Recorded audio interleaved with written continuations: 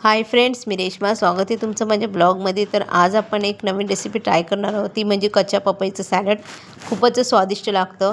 तर इथे मी घेतलेलं आहे ऑइल आणि त्यामध्ये थोडं मिरच्या ॲड केलेल्या आहे, जे हिरव्या मिरच्या कट करून. थोडा कांदा ॲड करूया. त्यानंतर इथे आहे चाट मसाला. हे ऑरिगॅनो सीड्स आहेत, ऑप्शनल आहेत, नसतील तर नाही टाकले तरी चालतात. त्यानंतर हे आहे काळं सैंधव मीठ आणि लेमन ज्यूस, लिंबाचा रस ॲड करायचा आहे.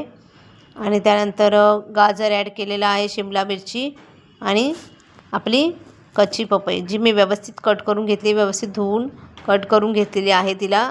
अशा प्रकारे हे सिंपल सॅलड आहे. त्यामध्ये काहीच जास्त ॲड करण्याची गरज नाही आहे. अशा प्रकारे मिक्स करून घ्यायचं आहे व्यवस्थित. सॅलड खाण्यासाठी खूप छान लागतं. तुम्ही एकदा नक्की ट्राय करा. तर हे सॅलड रेडी झालेलं आहे. त्यानंतर आपण इथे थोडे डाळिंबाचे दाणे टाकूया आणि कोथिंबीर टाकून ते सर्व करूया. तर अशा प्रकारे सॅलड रेडी आहे. खूपच टेस्टी. एकदा नक्की ट्राय करा आणि माझी रेसिपी आवडल्यास नक्की फॉलो, लाईक, शेअर, कॉमेंट करा. बाय.